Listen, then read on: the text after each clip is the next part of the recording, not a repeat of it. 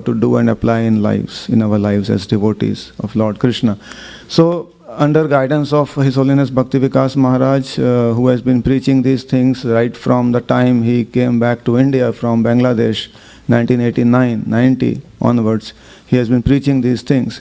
And finally, after many, many years of inspiration, some devotees have taken this bold step of giving up their material lives, well-paying jobs, well-paid jobs, IT jobs, and all nice, things in the city life, and taken the bold step to go to the farms, or buy farms and put the money, invest the money, and try to go live there, even without really having much experience, simply by faith in Shri Guru and Gauranga, saying that Srila Prabhupada wanted this.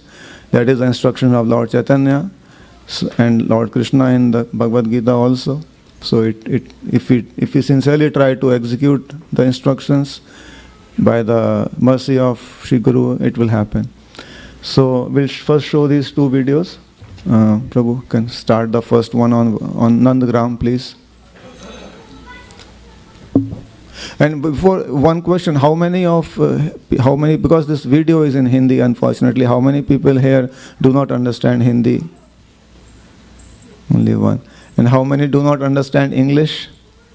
Everybody understands. So what I'll do at the end of the video, I'll do a brief recap, and I may miss some parts. It's 18 minutes, but somebody else can, help me, just some pointers, a few other points which they would like to be elaborated, so I can, just talk about those a little bit.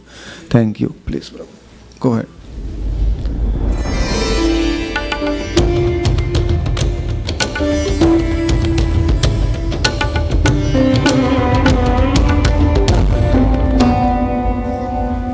Lights पर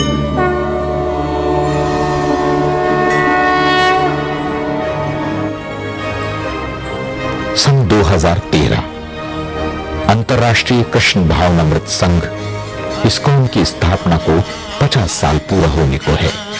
इन 50 सालों में ISKCON बहुत विस्तृत हुआ है। देश विदेश में 600 से भी ज्यादा मंदिर, श्रील प्रभुपाद की करोड़ों पुस्तकों का वितरण, लाखों गंभीर भक्त, देश विदेश में काले, गोरे, अमीर, गरीब सब मिलकर बिना किसी भेदभाव के हरिनाम संकीर्तन कर रहे हैं। किंतु श्री प्रभुपाद कहते हैं, मेरा 50% कार्य बाकी है। कृषि समुदायों की स्थापना भी बाकी है। यदि ये स्थापित हो गए तो वर्णाश्रम धर्म स्थापित हो जाएगा और पूरी दुनिया कृष्ण भावना भावित हो जाएगी। प्रकृति के विभिन्न गुणों के साथ हमारे संघ के अनुसार हमें दूसरा शरीर प्राप्त होता है। कारणम गुण संगोस्य सदसत योनिजन्मसु। अतः हमें हमेशा अच्छा संग, भक्तों का संग खोजना चाहिए। फिर हमारा जीवन सफल होगा। यदि हम भक्तों का संग करते हैं तो हमारा चरित्र एवं स्वभाव सुधर जाता है।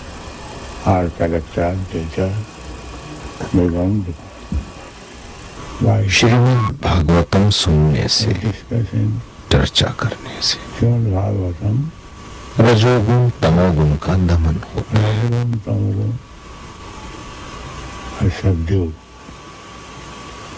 फिर हम सत्वगुण में स्थित रहते हैं और रजोगुण तमोगुण हमें प्रभावित नहीं कर पाते। इसलिए वर्णाश्रम धर्म अत्यंत आवश्यक है, जिससे लोग सत्वगुण में रहें।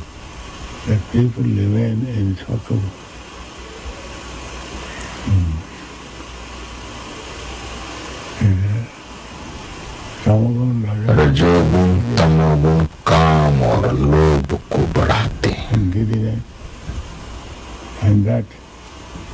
और ऐसे जीवात्मा को इस भौतिक जगत में अलग अलग योनियों में घुमाते हैं।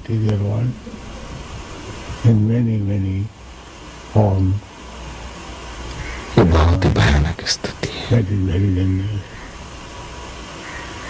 Therefore, इसलिए वर्णाश्रम धर्म की स्थापना के माध्यम से into Sattva-gun, that is establishment of उनको सत्वगुण में लाना चाहिए। how to bring in people in Sattva-gun.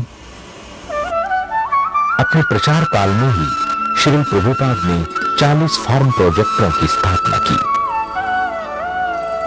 Shri Prabhupada कहते हैं, मैं इन फार्म प्रोजेक्टों पर जाकर सबको सिखाऊंगा कि कैसे प्रकृति की गोद में जीकर कृष्ण पर निर्भर रहा जाए।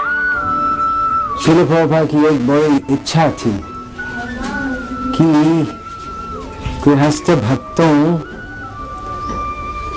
सिटी के बाहर रहेंगे और एक साथ चार्ज करेंगे, बच्चे को शिक्षा देंगे और इस प्रकार शांति में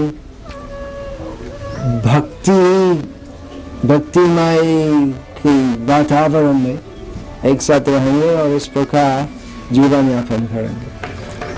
तो इस अवंती आश्रम एक प्रकल्प है जिसमें 4-5 परिवार रहते हैं, सब भक्त हैं और इस प्रकार विद्युत के बिना रहते हैं। सुबह सुबह उठते हैं, मंगल आरती जाते हैं। जो गृहस्थ भक्तों जो शहरों में रहते हैं तो ऐसे अवसर नहीं मिलते और सब भक्त बहुत खुशी है।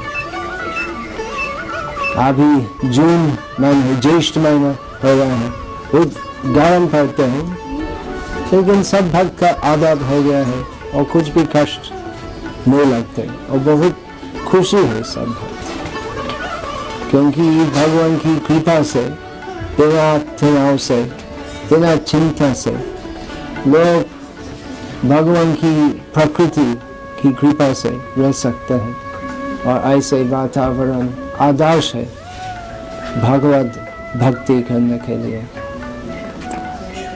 तो इस आश्रम में हम ऐसी स्थिति बनाते हैं जिसमें सब सुखी सुरक्षा में रह सकते हैं। लड़कियों के लिए, नारियों के लिए कुछ चिंता नहीं है, सब सुरक्षित होते हैं और सब बहुत खुशी है। और बच्चे तो कृष्ण के बारे में सीखते हैं और सब बकवास जो आधुनिक स्कूलों में सीखते हैं वो तो कुछ भी शिक्षा नहीं, वास्तव विद्या की शिक्षा होती है। तो ये एक प्रयास है श्रील प्रभुपाद की इच्छा, वर्णाश्रम उसको पूर्ण करने के लिए। तो हम सभी वैष्णवों की कृपा के लिए प्रार्थना करते हैं जिससे इस तुच्छ प्रयत्न सफल हो सकते हैं। हरे कृष्णा, जय श्रील प्रभुपाद। यदि मैं आपके सामने एक ऐसी जीवन शैली का प्रस्ताव रखूं कि जिसमें आपको अपनी आवश्यकताएं पूर्ण करने के लिए साल में ज्यादा से ज्यादा 6 महीने, वो भी दिन में ज्यादा से ज्यादा 8 घंटे काम करना पड़े और वो भी भक्तों के संग में कृष्ण चिंतन के साथ, और बाकी समय आप अपना भक्तिमय कार्य कर सके, तो क्या आप इसको स्वीकार करेंगे? बेशक। तो इस प्रकार की जीवन शैली सबको प्रदान करना, यही है श्रील प्रभुपाद का बाकी बचा 50% कार्य, जिसे श्रील प्रभुपाद ने वर्णाश्रम का नाम दिया है। ललित गोविंदास बड़ौदा में हीरे के एक बड़े व्यापारी है। इन्होंने अपनी 3 एकड़ जमीन नंदग्राम को शुरू में उपयोग हेतु दी हुई है। श्रील प्रभुपाद जी कहते हैं, इस मशीनी सभ्यता के लुभाने में मत आओ, अपना खाना और अपने कपड़े खुद उगाओ, ऐशो आराम के लिए समय व्यर्थ मत गवाओ, हरे कृष्णा महामंत्र जपो, यही जीवन की सफलता है। यह इतना कठिन नहीं है। इस परियोजना के 2 मुख्य विभाग हैं, एक बच्चों का प्रशिक्षण अर्थात गुरुकुल और दूसरा वर्णाश्रम कॉलेज अर्थात फार्म प्रोजेक्ट।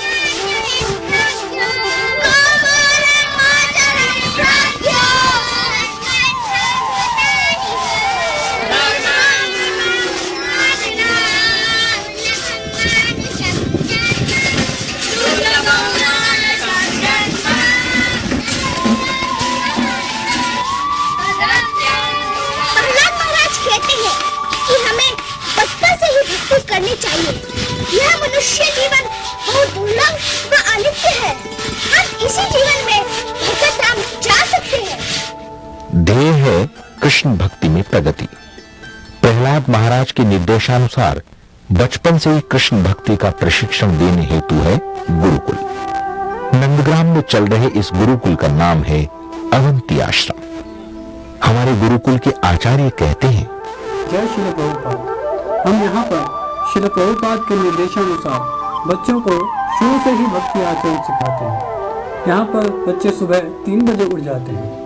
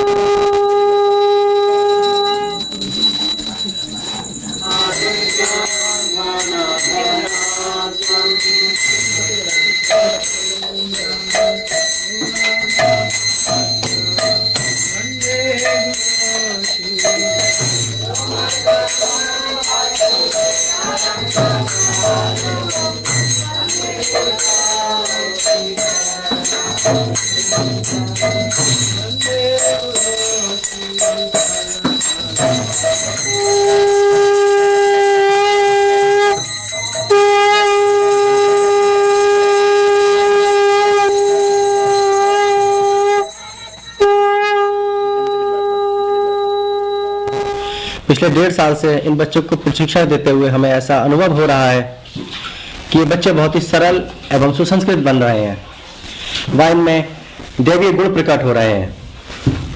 ये बच्चा शुभम एक बार खेल खेल में जमीन पर गिर पड़ा था। भगवान की कृपा से इसको कोई चोट तो नहीं आई, लेकिन इस घटना के उपरांत इसके मुख से जो पहला शब्द निकला वो था कृष्णा कृष्णा। कभी कभी मैं भी ऐसा सोचता हूँ कि मुझे भी अगर ये प्रशिक्षण बचपन से मिला होता तो मैं आज कहाँ होता। मैं इन बच्चों की भागवतम कक्षा लेता हूँ। जब मैं इनकी कक्षा लेना शुरू करने वाला था तब मुझे चिंता थी कि श्रीमद् भागवतम जैसा जटिल विषय ये बच्चे कैसे समझ पाएंगे।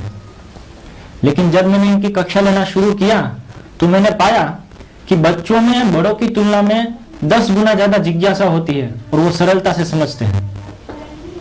अब जब मैं बड़ों की भागवतम कक्षा लेता हूँ तो सोचता हूँ बच्चे तो सरलता से समझ गए, बड़े कैसे समझेंगे। श्रील प्रभुपाद ने स्त्रियों के लिए 5 महत्वपूर्ण सिद्धांत दिए कि हमें इन 5 चीजों में दक्ष होना चाहिए।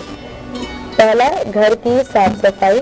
दूसरा, खाना बनाना, भगवान के लिए अच्छा अच्छा भोग बनाने में हमें दक्ष होना चाहिए। तीसरा, मक्खन निकालना। चौथा, बच्चों का लालन पालन करना। और 5वां, पतिव्रता होना। तो जैसा श्रील प्रभुपाद ने यहाँ पर बताया कि हमें इन 5 चीजों में निपुण होना चाहिए, परंतु आजकल की शिक्षा में हम देख रहे हैं कि स्त्रियों को ये सिद्धांत नहीं बताए जाते। आजकल उनको डिग्री लेने पर ज्यादा जोर दिया जाता है। जैसे मैं अपना उदाहरण दूं, मैं MDS कर रही थी तो एक बार हम गुरु महाराज के पास गए, मैं अपने परिवार के साथ गई तो मेरे पिता ने बड़े गर्व से बताया महाराज को कि ये MD कर रही है। तो गुरु महाराज बोले क्या फायदा, बनानी तो करना तो चपाती ही बेलनी है, आखिर तो जीवन में यही स्त्रियों का धर्म है। तो महाराज बोले कि सभी स्त्रियों को MSc होना चाहिए, मास्टर ऑफ सब्जी एंड चपाती।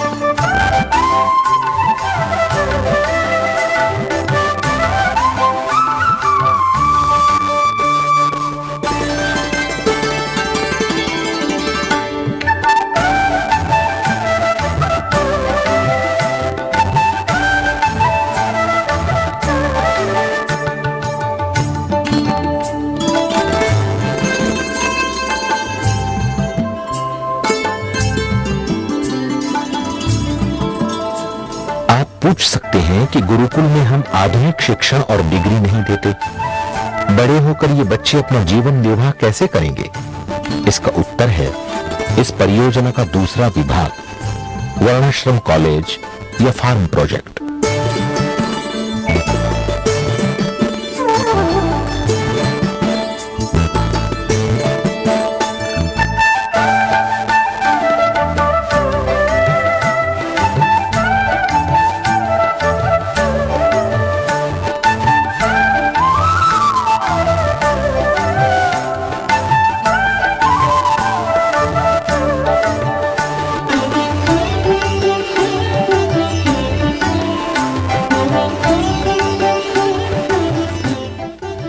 त्रिभंगानंद दास ये हीरो मोटर्स में ट्रेनिंग मैनेजर हैं और पिछले 1.5 साल से नंदग्राम में रहते हैं। 1 महीने से इन्होंने अपनी नौकरी छोड़ दी है और यहाँ पर पूर्णतः खेती पर आधारित स्वावलंबी जीवन जीने का प्रयास शुरू किया है। मैं रोज 2 घंटे सब्जियां उगाने में लगाता हूँ।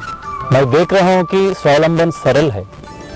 हमारी काफी सब्जियां तो हमारे खेत से ही मिल जाती है।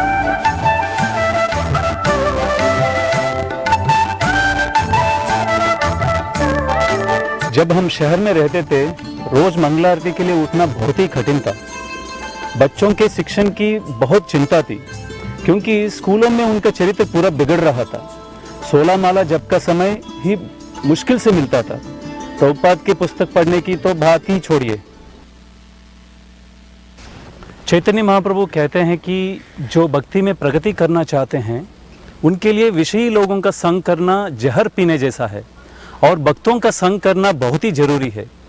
शहरी जीवन में हम ज्यादातर समय जॉब में असत्संग में ही गुजारते थे। सिद्धांत सरल है। हमारी सभी आवश्यकताएं रोटी, कपड़ा और मकान खेती और गौरक्षा से सरलता से प्राप्त हो जाती है। 2 से 4 एकड़ जमीन हो, गाय हो और ज्यादा से ज्यादा 6 महीने दिन के अधिक से अधिक 8 घंटे काम, तो एक परिवार की सभी आवश्यकताएं पूर्ण। इस प्रकार समय बचाइए और भक्ति बढ़ाइए। गाय वो खाती है जो हम छोड़ देते हैं। हम अन्न खाते हैं और बचा हुआ घास गाय खाती है और बदले में हमको गोबर और दूध देती है।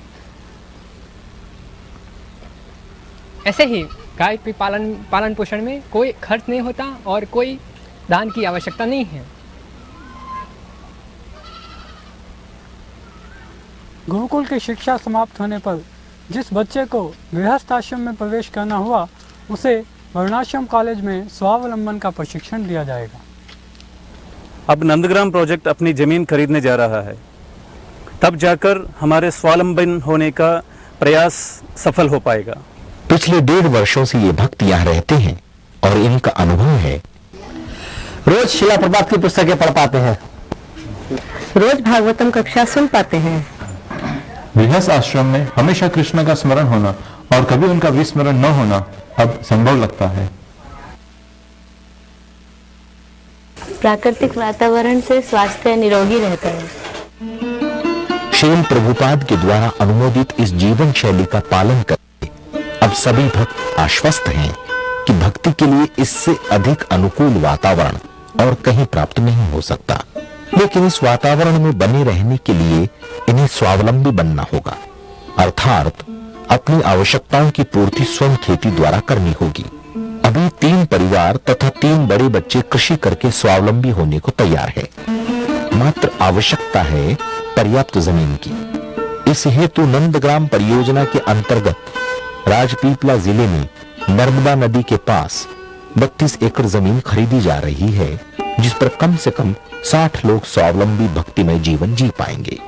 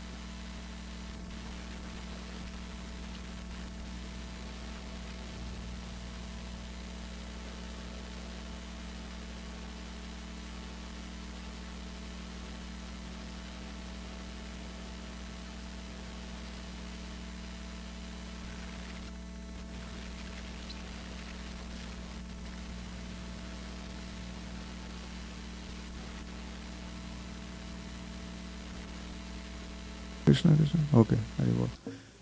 So Prabhu, if it's not working, that's okay. Don't worry too much. If it's not working, maybe some audio codec problem. Like that. So thank you for watching. Let's just do a couple of minutes of Mangalacharan. Om Ajnanatimirandhasya Jnananjana Shalakaya Chakshurunmilitam Yena Tasmai Shri Guruve Namaha. Shri Chaitanya Manobhishtam Stapitam Yena Bhutale Swayam Rupaha Kada Mahayam Dadati Swapadantikam Vandeham Shri Guroho Shri Yota Padakamalam Shri Gurun Vaishnavam Sucha Shri Rupam Sagrajatam Sahagana Raghunathanvitam Tam Sajivam Sadavaitam Savadutam Parijana Sahitam Krishna Chaitanya Devam Shri Radha Krishna Padan Sahagana Lalita Shri Vishakhanvitam Sucha He Krishna Karuna Sindho Dinabandho Jagatpate Gopesha Gopika Kanta Radha Kanta Namostute Tapta Kanchana Gaurangi Radhe Vrindavaneshwari Vrishabhanu Sute Devi Pranamami Hari Priye Vancha Kalpa Tarubhyascha Kripa Sindhubhya Evacha Patitanam Pavanebhyo Vaishnavebhyo Namo Namaha Jama Om Vishnupadaya Krishna Preshtaya Bhutale Srimate Bhakti Vikas Swami Niti Namine Nama Om Vishnupadaya Krishna Preshtaya Bhutale Srimate Bhakti Vedanta Swami Niti Namine Namaste Saraswate Deve Gauravani Pacharine Nirvishesha Shunyavadi Paschatya Deshatarine Jai Shri Krishna Chaitanya Prabhu Nityananda Shri Advaita Gadadhar Shivasadi Gaura Bhakta Vrinda Hare Krishna Krishna Krishna Hare Hare Hare Ram Ram Ram Hare Hare. So thank you all for your time. So it's not working, right? Okay, that's okay, Prabhu. Yeah. So I'll just briefly try to recap the Hindi video, and if there are any major points that I missed, please, the Hindi-speaking people, they can remind me. So in the beginning of that video, Srila Prabhupada is stressing the importance, and you can see Srila Prabhupada is in his last days in the video, still translating the Srimad Bhagavatam. So the first point is Prabhupada said, this Srimad Bhagavatam should be our life and soul. And Prabhupada, you can see Prabhupada gave his own life and soul to give us this Srimad Bhagavatam.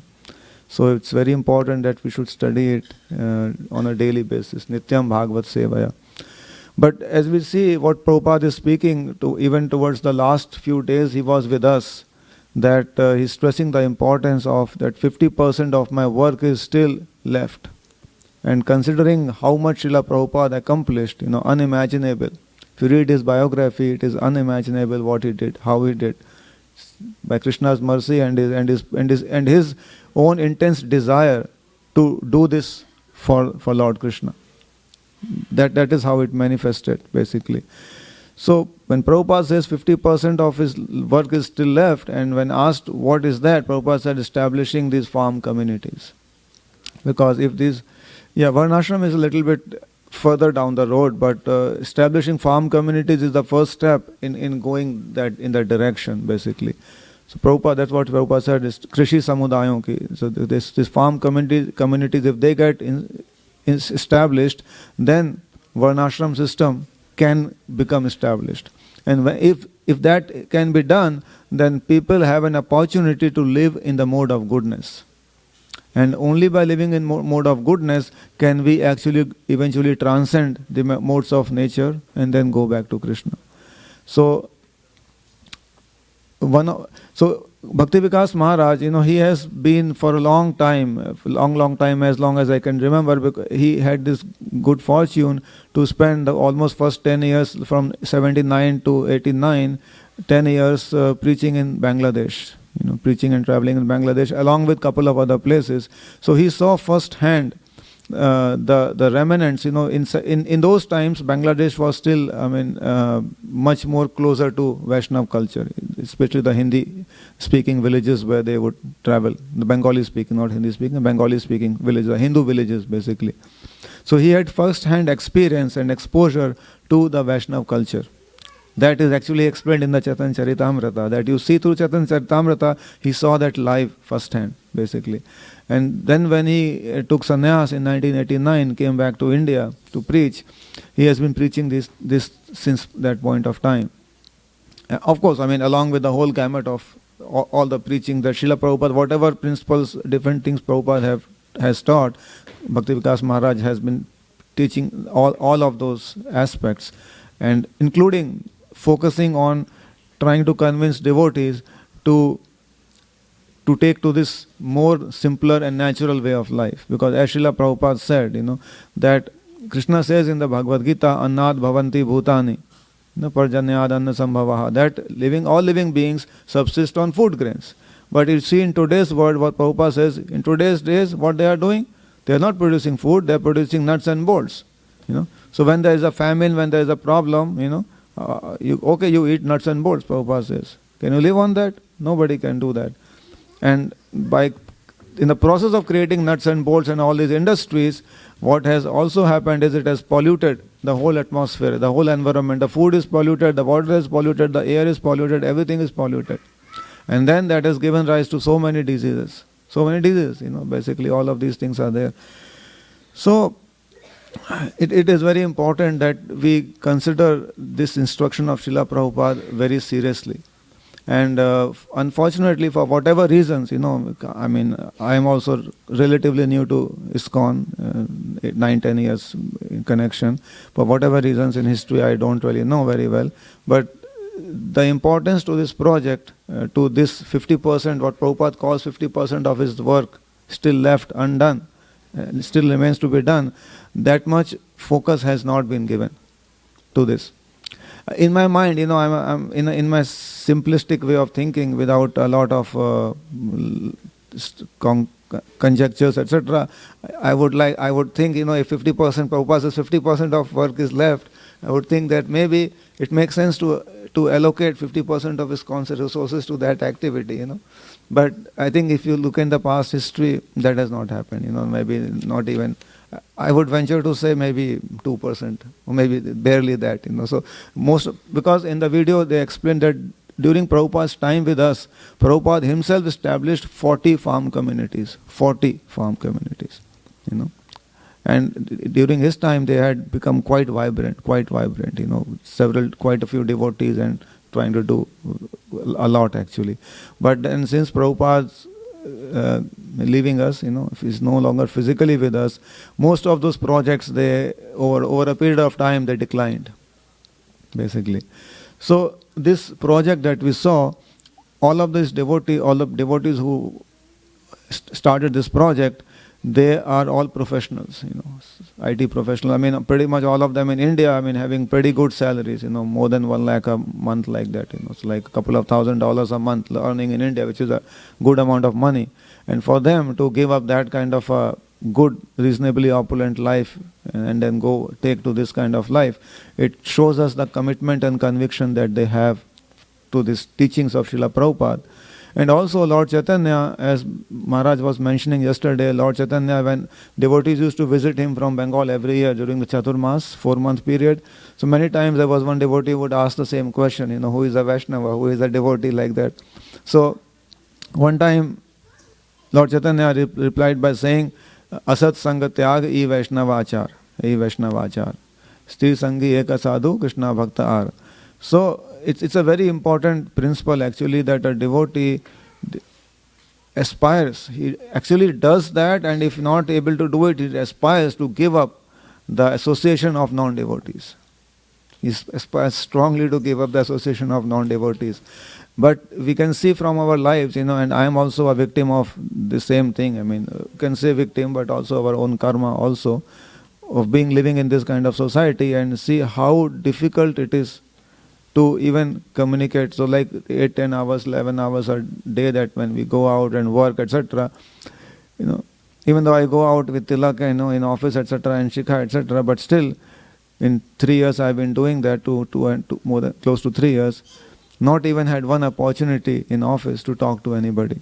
who was favorable, who would even ask the question. They're so scared, seeing the tilak, etc. Like so scared. What is that? Who is that? Some kind of a occult group or something like that. Used to chant in Dallas. I used to chant japa early morning, 5 o'clock, walking in the neighborhood streets basically, and 3 times cops were called on me like that. So people are so afraid. Last time I was so, not upset, but I was so feeling very concerned that what kind of lives these people must be living. Most Americans are big and stout and strong. Here I am like 5 foot 6 inches, 120 pounds, and I'm just walking a little bit dark in the morning, just walking around the neighborhood and mumbling to myself with a bead bag in the hand, and they're feeling scared of me, like they call the cops like that. So how much insecurity is there? How much fear is there in the mind of the people in this country? And that is all over the place, And to my mind, when I see, I feel that one of the main qualities when we start becoming devotees or we start as practicing Krishna consciousness, and as we make progress, the first thing at least that stands out in my own memory, in my own experience, is that we lose fear. We lose all fear. And then if you go back to 16th chapter of the Bhagavad Gita, Krishna starts with that. Abhayam sattva samshuddhir jnana yoga vavastiti. Abhayam. Fearlessness is the first quality mentioned. And as soon as we start experiencing even a little bit of Krishna consciousness, that we are a spirit soul, we start experiencing a little bit of spiritual bliss from practicing Krishna consciousness, we start understanding we are not this body but a spirit soul, immediately the fear is gone, basically. And then to see all of these people, they are living in such extreme fear, it is just, all these years, I would like to try to talk to people, but nobody is willing to talk. Nobody is willing to listen. Everybody is so cooped up in their boxes. So, coming back to this Gujarat farm. So this after about 10 plus years of Guru Maharaj preaching continuously, the few devotees who started aspiring that okay, we don't really want to live this kind of life. But unfortunately, we are being forced to because we don't have an option right now. And more than that, they wanted their children to avoid this asatsang that Lord Chaitanya talks about, that asatsanga tyaga e vaishnavacharya. They were committed to this point that we don't want our children to be contaminated by this asat association. This asat means people who are living on the material aspect of life, with the material consideration. I am this body, I am American, I am this and I am that, basically. And this collecting material goods and material safety and money and gold and etc. These things will make it are my safety buffer, And that is what is the safety buffer for my children. I'll leave them enough money. I'm going to leave them house, etc. That is the safety for my children. But as Maharaj was saying in the class just now, that is not a safety buffer. In the recent last 10-15 years, there are so many places which have had such a sudden economic meltdown. Greece as a whole country, Libya, had a meltdown. There's so many. And the economic situation, even though we may think that it is a good condition, but economic situation is not really good. In America also, government says unemployment is about 6%, but economists, the experts, they say it is more about like 23-24%.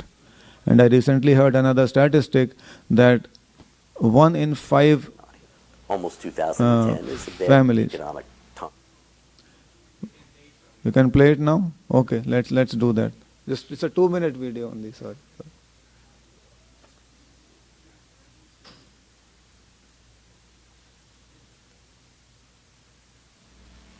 I remember another thing that Srila Prabhupada told me during that time that's very important. He talked about the coming of unemployment in the Kali Yuga. Now, we're seeing this now. This is 2009. Almost 2010 is a bad economic time. But Prabhupada was talking that as the Kali Yuga progresses, more and more there will be unemployment. And Prabhupada said, we must be ready to take these unemployed people into our movement on our farms. That's what Prabhupada said, that we need farm communities that can grow food, because, and he predicted this, that one day millions of people will be coming to our Hare Krishna farms because they're unemployed, and we must accept them. We must feed them. We must let them live there, and they will gradually become spiritualized. We'll put them to work, they will get their food, it will be prasadam, they will hear something about Krishna, and they will gradually, by the millions, become devotees. This is Prabhupada's prediction about Kali Yuga and unemployment and the Krishna conscious farm communities. Amazing prediction and vision.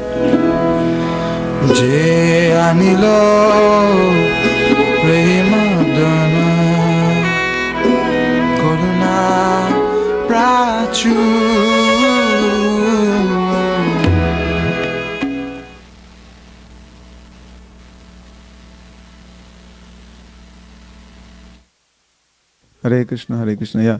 So you see, here we see direct, confirmation that this is what is Prabhupada's prediction. Prabhupada is saying, and Prabhupada's prediction is not a conjecture. It is not something from his mind. Prabhupada is in direct connection with Krishna. He's Trikalagya, and he is in direct connection with Krishna, and he speaks based on that. Anyway, who could have imagined, for the last 400 years, devotees of Gaudiya Vaishnavas, they had been wondering, so how, because Lord Chaitanya said, that my name will be chanted, preached in every city and, city and village of this world. And devotees used to wonder, how is that going to happen? It's possible that he may actually be meaning only about Bengal or maybe about just India, But no, he was talking about the world, and they were saying, how is it going to happen? They cannot even imagine it can happen. And Srila Prabhupada came and made it all happen. Just inconceivable. And Srila Prabhupada ki jai. Yeah. So what Srila Prabhupada has done, he brought this to all continents, and he brought it to pretty much, I would say, most of the countries during his lifetime. Most of the countries, I would say maybe 40-50% of the countries he brought us this movement to. After him, his disciples, his followers, they have taken this movement to most of the countries of the world. From what I gather is there are only 1 or 2 countries left where Hare Krishna movement ISKCON is not there. But beyond that, but the thing is that still it has not gone to every town and village. It has gone to a country level, and there is a lot of difference between going to a country and going to town and village level. Village means, this is what Prabhupada was saying, millions of people will come to our farms. So for millions of people to come to our farms, and we have to be willing to take them, happily take them, because devotees are compassionate, and these people don't have food, unemployment. So the point is that, and all indicators are pointing towards that, as Bhakti Vikas Maharaj, Guru Maharaj was saying, that this whole civilization is living in a bubble. Like in 2000, there was a big economic meltdown. It was called a dot-com bust. Basically, 2008 it was a housing bubble went bust. It took 3, 4, 5 years to start recovering, and now from whatever I have read or tried to understand about the subject, that all the economic indicators are much, much, much worse, actually. And it's also this 8-year cycle, 2000, 2008, 2016. Now is the time. It's going to happen anytime. The economic meltdown is just like 2008 or much worse than that, basically. So, not to scare you, but the point is that we as devotees, we have to try to live in the truth. We have to try to be aware of these things and not be afraid of discussing these things. Who knows what will happen. Srila Prabhupada said that during World War II, when he was still in Calcutta, there were so many times city of Calcutta was bombed. And Srila Prabhupada said that after the war finished, I made this, he actually made the effort to go around and find out if every devotee is fine or not, every Gaudiya Vaishnava devotee. And he said, yes, every devotee was fine, their families were taken care of, everything was fine with them. So many other people died, but Krishna took care of them somehow or other, Krishna says, Kaunteya pratijani name bhakta pranashiti. So Krishna's promise is there, but that doesn't mean that we should simply relax and not try to follow Krishna's instructions. So the instruction of Krishna and Lord Chaitanya Srila Prabhupada is try to live a simple lifetime, because as Maharaj was saying, civilizations come and go. We have studied history in our schools. So many civilizations came and they went, right? And there is only what is left, a few big buildings in their name, basically, right? So this civilization really, from all aspects, we don't know how long it's going to last. We cannot tell. But Srila Prabhupada, he predicted this. He mentioned that when the oil is going to run out, the civilization is going to collapse. He said that several times. And when pressed about, how long, Prabhupada, how long do you think it'll? So he mentioned 100 years, but otherwise 3 or 4 other times he mentioned 50 to 60 years. This was in late 60s, early 70s. Okay. So 50 years are coming up, in the next few years. So my point is that we as devotees should not be complacent about this point. It is not something that is optional. It's not really optional for us, because if we really want to be part of Lord Chaitanya's movement, where we will actually be able to take millions of people in our farms. For taking millions in our farms, we have to have at least thousands of farms, at least thousands of farms. And, yesterday we visited Hari Vilas Prabhu's farm, and it's very, very enlivening to see, how much effort, you have a leader in this congregation, in this Seattle congregation. You have ISKCON leadership, which is leading by example, So we should all strive towards that aspect, because when these things are going to start running haywire in this civilization, we don't know. And also, as we know, another point is, Prabhupada used to say that these are very basic, very, very basic, important, but very important principles of devotional, of understanding reality, is that, and I have seen, basically in terms of my own preaching, in terms of my own understanding, other devotees' understanding, why do we accumulate wealth and money and insurance and house and all of this? It is for safety, right? It is for safety purpose. But it is mentioned in Srimad Bhagavatam over and over and over again, a very important point, that how much happiness and how much distress we are going to get, it is predestined. It's predestined. So Bhakti Siddhanta Saraswati had this verse actually written in his where he used to live. He had this verse written and hung on the wall, and he had taken a vow that he will preach this verse till his day of death. Till he leaves, he will preach that verse. It's so important verse, and that was it comes in 11th canto Uddhav Gita. When this question is asked to Lord Krishna basically replies, so labdva sudurlabham idam bahusambhavante manusham, what is that?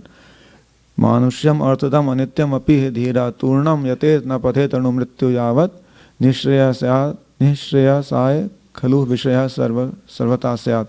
So the point is that when it comes to happiness and distress, happiness and unhappiness, that is actually a material. It's a material thing, because from spiritual aspect, there is no unhappiness.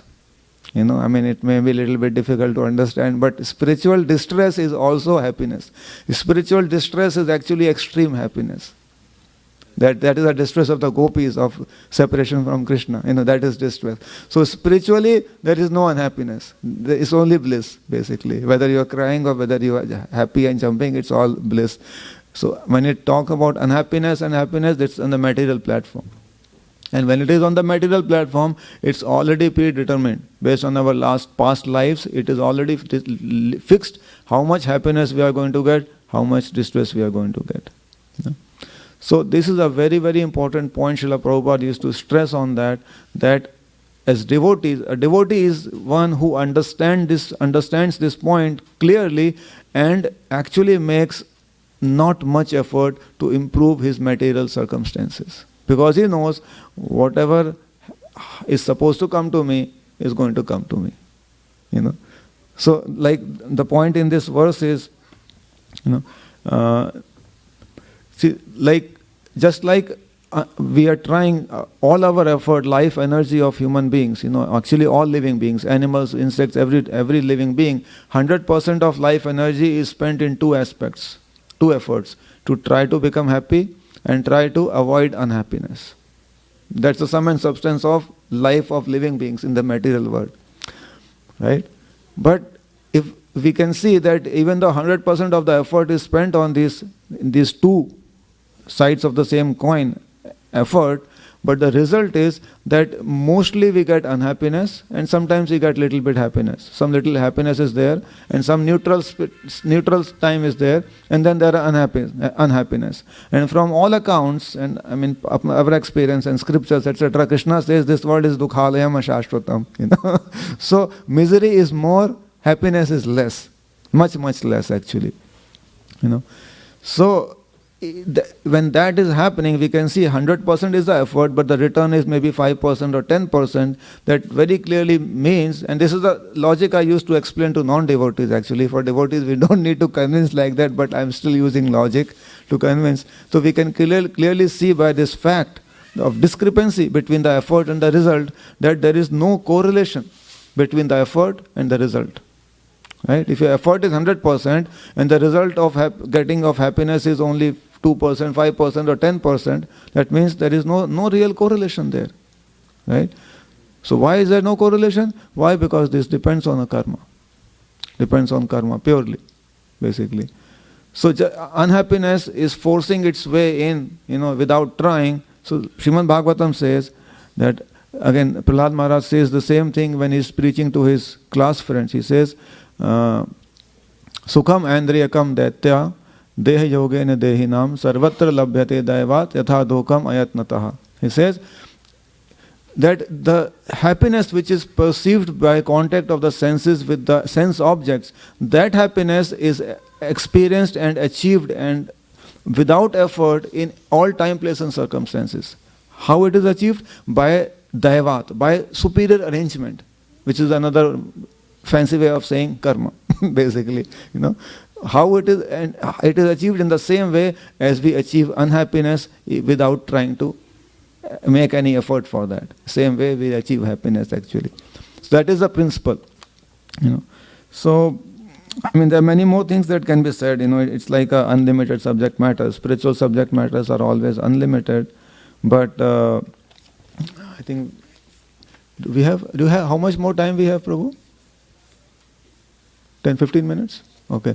So another very important point is that the whole focus, you know, in the Vedic civilization or Vedic culture, there are so many rules and regulations, you know, so many do's and do nots, etc., you know, and so what is the whole grand scheme of things?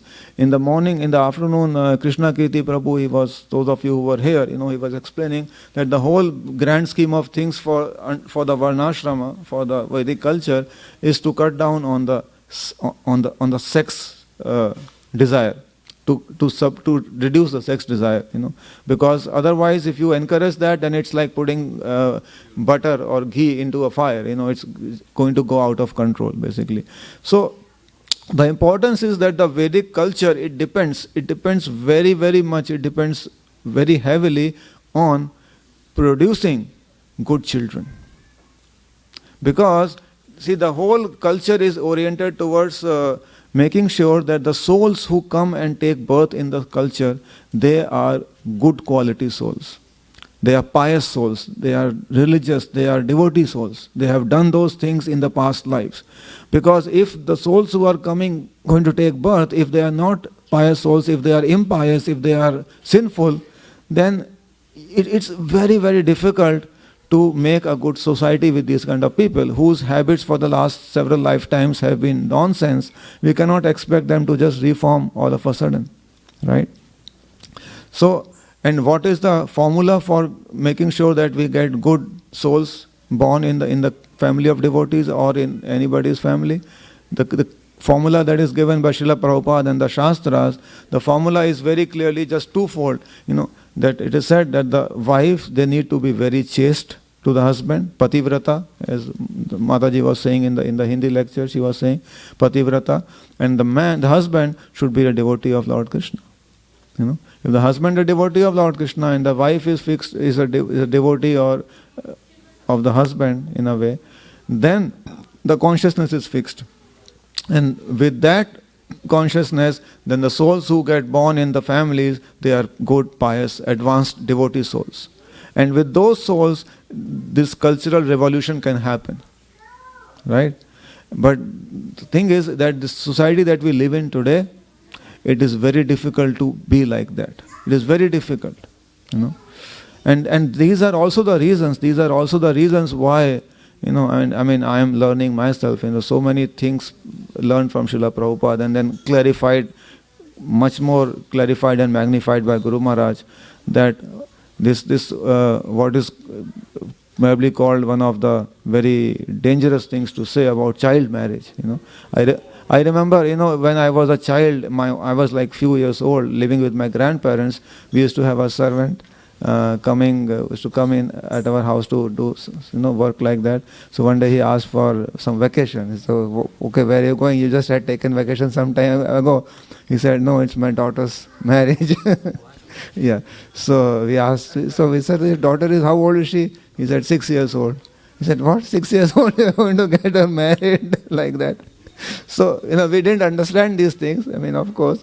But Prabhupada, if we hear Prabhupada's lectures, that's a very strongly I will recommend every devotee should hear all of Srila Prabhupada's lectures, all of his conversations, all of his morning walks. If we do that, then we ourselves have directly heard, let's just say, directly from the source, So there is no confusion remaining after that. But Prabhupada explains what is the purpose of that. The purpose of that is that the girl's mind becomes fixed. That is my husband. And then, because most of the India it used to live in villages, then the families meet, several times a year they meet on festivals and things like that. And they're still living in their own parents, etc. And the girl's mother, she teaches the girl to, start serving basically. Okay, go give milk to him, etc. Girl's mother. That's but the girl's mother teaches, and she is also seeing how her mother is serving her father like that, So like that basically. So that's how slowly the service attitude develops, And then when the puberty hits, that's when the ceremony happens again, and the girl is sent to the husband's family basically, Simple, no mental space for any the mind running around here and there, etc. And that is the beauty of the Vedic culture, And even till like 10, 15, 20 years ago in India, girls growing up, they didn't really have any botheration about marriage, But in this modern culture, you see, they have to go out hunting and fishing for their own, getting married like that, basically. But in Indian culture, old traditional Vedic culture, that's a responsibility of the parents, and the girls know that it will be done.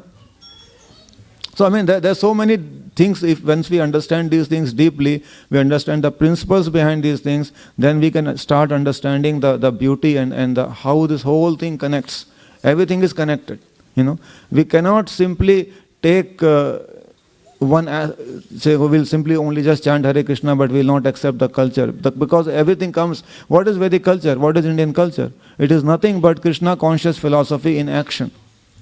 That is what it is, So if we don't want to put that philosophy in action, then it will be, we can become Krishna conscious only to a certain extent.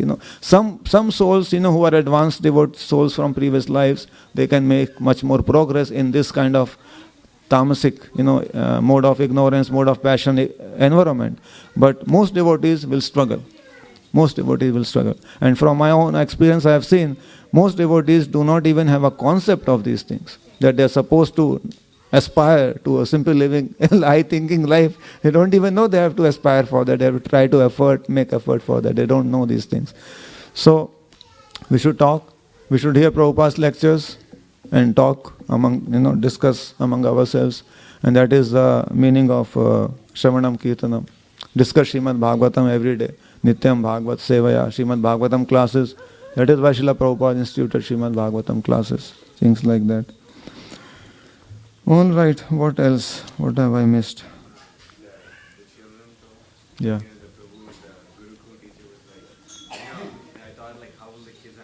Mm-hmm. Mm-hmm.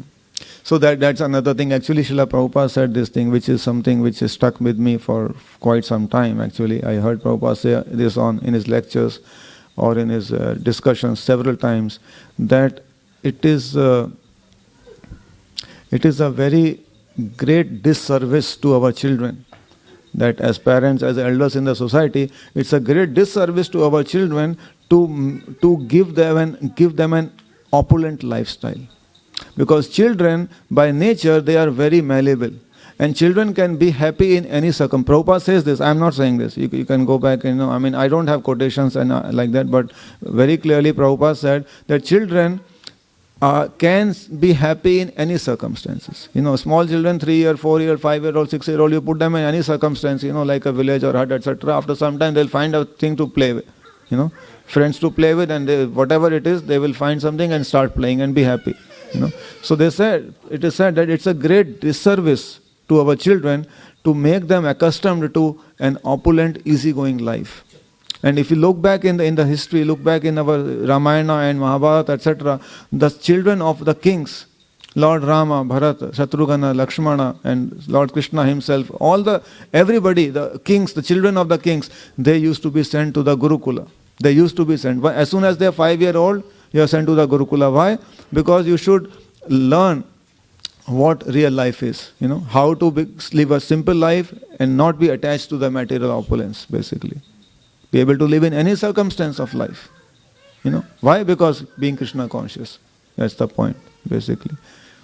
So that's another thing, and so, yeah, Prabhu. Yeah. So the devotees who were interviewed in that video, they were saying that they are so happy after moving to that farm. They are so happy. Actually, that farm, it was a trial farm. So that another devotee, that big devotee in that white clothes, he actually is a jeweler merchant in Gujarat, and he had this plot of land just outside Baroda, about 20 kilometers outside of Baroda, and he gave this land to the devotees on lease. That before you actually go out and stop your jobs, etc., go out, put some of your money and buy land, etc., and go try it out like that and lose everything if it doesn't work out. Why don't you simply first come and take this land and try it here? So devotees spent like barely a year and a half there, and they were so ecstatic that they said, no, we want to do it. We don't want to invest any more effort in this place. We want to get our own land. And so 2013, this video was made in 2013, they actually identified another piece of land, about 32 acres, and that was far away from civilization, because this was very close. This was very dangerously close to civilization. Only 18 kilometers from Baroda, which means nothing. Anytime the city can expand and take you over, etc., you have no security, basically, like that. You cannot make yourself really a totally different kind of way of life. That's the point. So they found another piece of land, quite expensive, cost them like, they raised donations, etc., but more than 3 crores, 3.5 crores for the land. And now they are living there already I met them just about 3-4 weeks ago in India. They are about up to 12-13 families out there. Yeah. And they have some guest cottages also. And now they have a waiting list of 15 families. So, yeah. So it's very ecstatic. It's like in Hindi we have a saying, sher ke muh khoon lagna, basically. Once we experience that, so if any devotee, goes and experience that, then you just don't want to give up that experience. Why do I want to go back to this nonsense life, basically. So my request to all of you, you can connect to Radhika Gopinath Prabhu, or you can connect to me. I am connected to that Gujarat farm community. That when you go to India, please take out a few days from your schedule and go and visit and stay with the devotees at the farm. Spend 2 days, 3 days, 4 days, as long as you can, and experience and absorb yourself and see how the only thing that we have got to lose is our, our tensions and worries, etc. That's all we have to lose. It will make us a much more simpler and blissful life, experience of life. And so I'll stop there. I still have 2 or 3 minutes. Anybody would like to ask anything or any points? So it's probably about 3 hours. I think it's about 2.5 hours from Baroda. It's in a district of Rajpipla. So not very far away from, if you take a flight to Baroda or Ahmedabad, it's like 2 to 3 hours of taxi ride like that, So, and yes, Prabhu.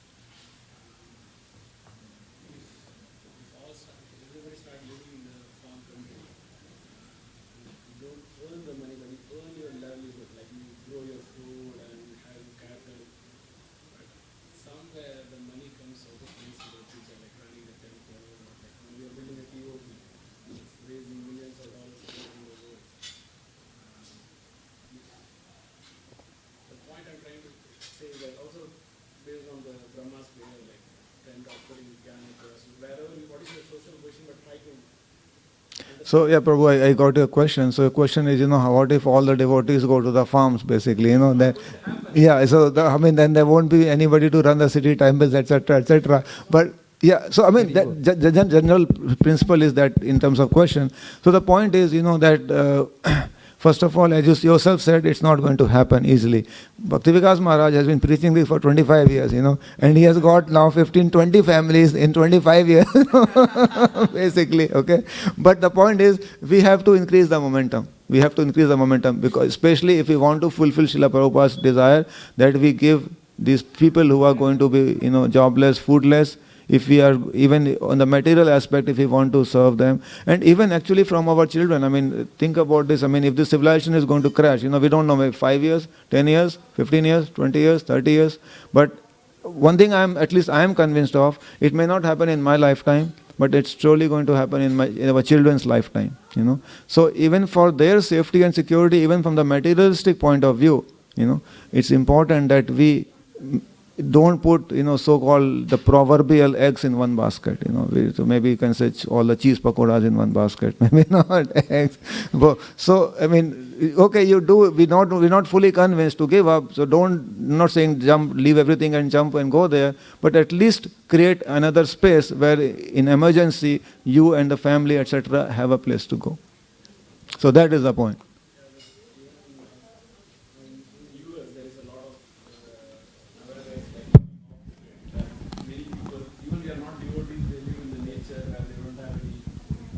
Water or basically they don't depend on any public utilities, they don't depend on gas, they don't depend on the power. So the point was trying to make is that we can still live close to the nature, kind of an hybrid model where you still grow your food, but still the money part, we're earning it. Yeah, see, my point is that I think it's, as individual devotees, we should not worry about taking ownership for building the TOVP. That's not one person's job. Lord Chaitanya's desire is there, Bhaktivinoda Thakur's desire is there, it will happen. But their desire is also, the 3 instructions that Bhaktivinoda Thakur gave to his son, his Bhaktisiddhanta Saraswati, one of them was establishing Varnashram Dharma. So, that's not, I think it's not a good enough excuse, but yeah, money is still going to be used in the society for some time, till it eventually fully collapses, then money is going to, because Prabhupada spoke a lot about paper money also. Yeah. He spoke a lot about that also, so that we know for what it is worth actually. It's paper, it's here today, gone tomorrow. Like you talk to people who were in Russia, in 91, 92, talk to people in Greece, etc.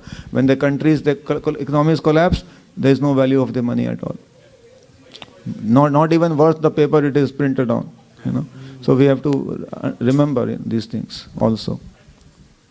Quickly, I'd like to point out, Guru Maharaj said cities are meant for preaching. Yes. So our temples, we'd be preaching. Yeah.